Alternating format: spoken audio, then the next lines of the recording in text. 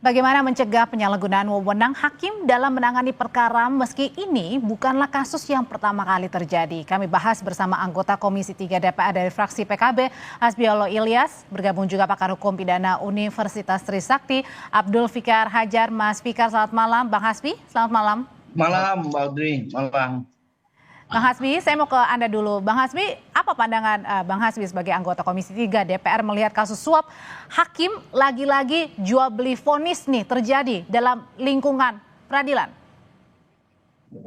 Begini Mbak, yang pertama saya memberikan apresiasi kepada Kejaksaan Agung yang telah membongkar kasus korupsi yang dilakukan oleh hakim. Suap yang dilakukan oleh hakim.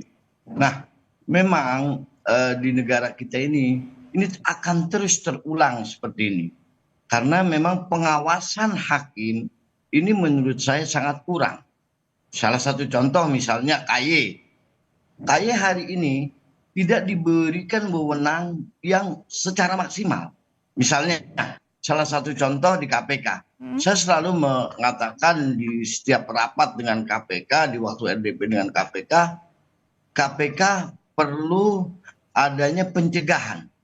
Nah ini KY, hari ini KY tidak melakukan hal pencegahan.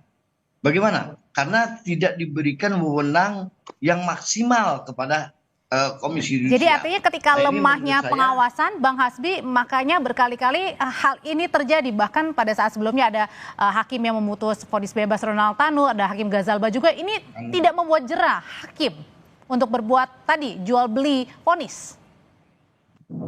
Karena memang ini soal mentalitas. Ini soal mentalitas dan gangguan hakim ini di internal, di luar internal, di luar. Memang sangat godaan hakim ini sangat berat. Kuat atau tidak untuk menghadapi hal-hal seperti ini. Ini tidak bisa. Perlu adanya pengawasan yang maksimal. Bukan hanya hakim yang perlu pengawasan yang maksimal. Advokat juga perlu diawasi. Mesti ada tim khusus yang mengawasi khusus advokat di luar lembaga-lembaga yang ada. Misalnya ada lembaga-lembaga advokat yang ada di luar itu. Misalnya salah satu contoh, advokat, mohon maaf ya, bahasa saya agak kasar, calo antara hakim dengan untuk memberikan uang untuk menyuap hakim. Ini yang selama ini jadi terjadi. Artinya lemahnya pengawasan di mana-mana termasuk pengacara ya Bang? Oke, saya mau ke Mas Fikar dulu. Mas Fikar, jadi yang mana nih letaknya nih? Ada tadi soal lemahnya pengawasan baik di hakim maupun di pengacara, atau tadi tergiurnya ini susah nahan godaan? Atau jangan-jangan ada faktor lain seperti gaya hidup misalnya? Ya, saya kira ini kejadian tidak bisa dipisahkan dengan sistem yang sedang berjalan, gitu ya.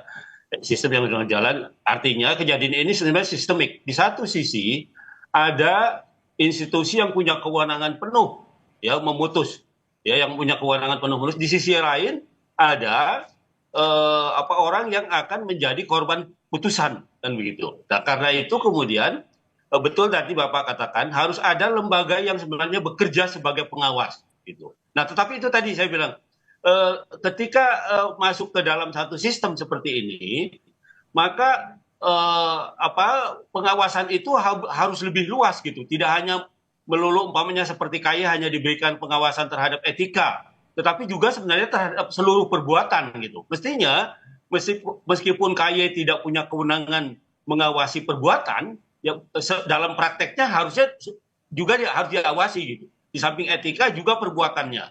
Maksud saya KY bisa merekam persidangan, KY bisa menginvestigasi putusan dan sebagainya, mestinya itu dikerjakan. Nah, ketika melakukan penghukuman baru diserahkan kepada lembaganya masing-masing. Umpamanya etika ya udah KY yang memutuskan. Tapi kalau ada unsur pidana, maka itu harus diserahkan ke KPK, ke kejaksaan atau kepada lembaga-lembaga yang punya kewenangan untuk memutus. Ya, artinya masing-masing instansi itu tidak lepas tangan gitu.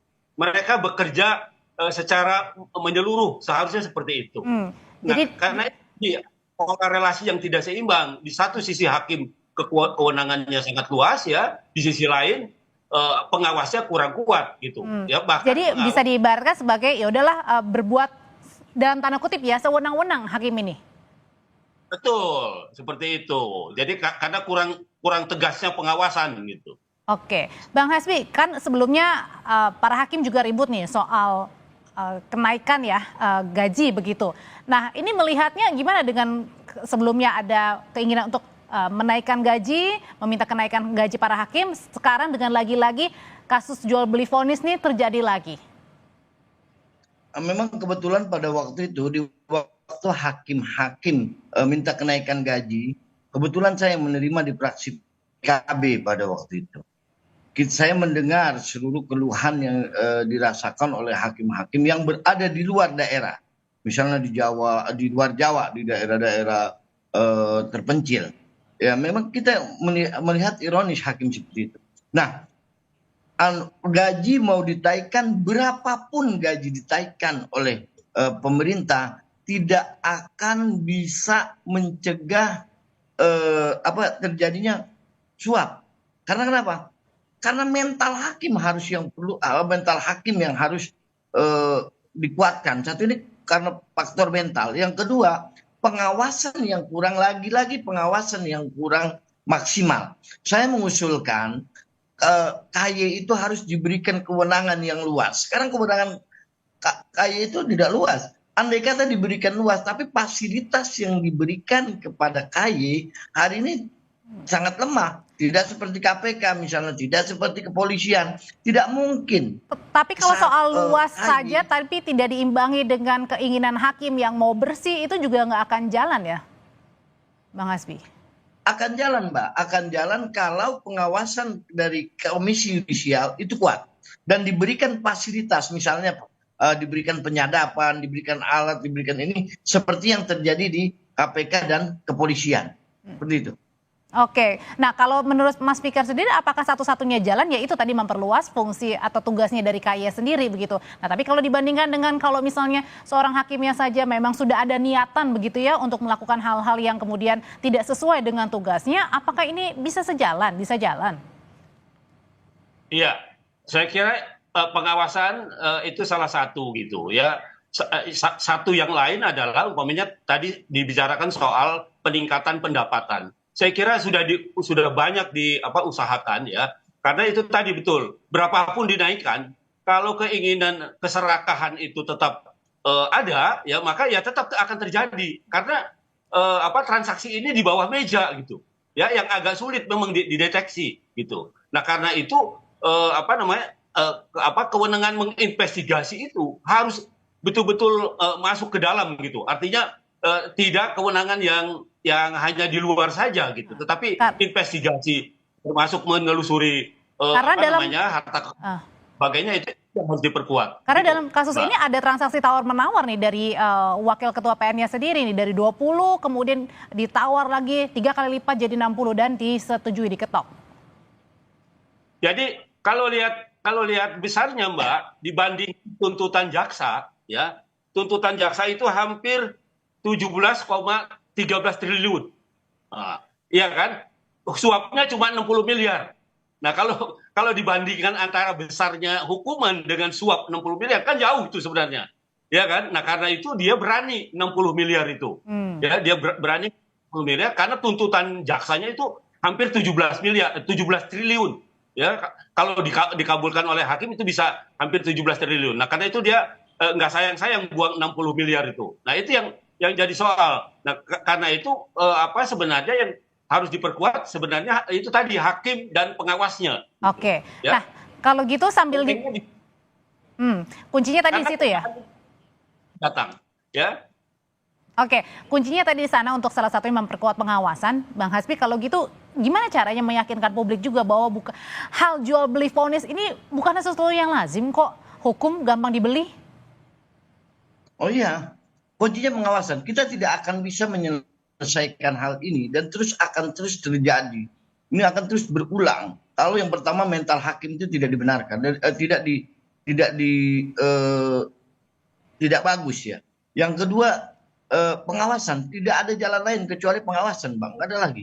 Nah ini mestinya insya Allah nanti di DPR, di Komisi 3, kebetulan kita lagi membahas KUHAP. Ini yang kita yang nanti bagian yang kita bahas di pembahasan KUHAP. Oke, terakhir Mas Fikar, kalau gitu bagaimana caranya bisa meyakinkan publik bahwa nanti jangan-jangan ada pemikiran seperti ini nih. Kalau misalnya ada suatu kasus, ya kalau misalnya langsung kemudian diproses masuk ke ranah peradilan, nanti jadi ya sudahlah dianggap wah ini tidak berat nih karena di balik itu saya bisa otak-atik bagi pelakunya atau mungkin terdakwanya. Gimana caranya ini? Ya, menurut saya gini, sejarah suap ini sudah dari dulu ya, bukan hanya sekarang gitu ya. Bukan sekarang, tapi dari dulu, dan kemudian menurut saya juga ke masa yang akan datang. Nah, karena itu yang harus diperlebar adalah partisipasi masyarakat gitu. Artinya pengawasan itu tidak cukup hanya dari satu lembaga seperti komisi yudisial juga, tetapi juga membuka partisipasi masyarakat untuk melaporkan kejanggalan-kejanggalan yang terjadi di dalam penyelenggaraan persidangan. Nah, karena itu kemudian termasuk pengawasan terhadap kehidupan hakim-hakimnya. Kan ngeri juga kalau lihat hakim yang gajinya sekian dia punya tadi deretan mobil mewah yang seperti apa kan, ya, jauh sekali ininya kan. Apalagi mungkin dengan anggota DPR aja gajinya besaran anggota DPR ya. Ini jauh. Tapi begitu lihat mobil itu, wah saya kaget benar gitu. Artinya dan ini juga artinya di samping keserakahan pakai Innova, Pak. Artinya di masyarakat bawa mobil mewah tuh hakim tuh malu gitu. Nanti dia mampu beli mobil seperti itu. Gajinya dikumpulkan 20 tahun juga mungkin nggak akan terbeli gitu. Nah itu yang artinya kembali lagi kepada mental hakimnya. Nah karena itu pengawasan menurut saya tidak cukup hanya diawasi oleh lembaga yang resmi seperti KY gitu ya. Rekrutan hakim berarti juga menjadi salah satu kunci juga ya berarti ya Mas Fikar ya? Partisipasi masyarakat, ya. Begitu, Mbak. Oke, ada tadi soal pengawasan, memperlebar tugasnya dari Komisi Yudisial, ada juga peran masyarakat yang terus mengawasi, melaporkan, termasuk yang utama adalah mental para hakim nih, yang harus diubah begitu.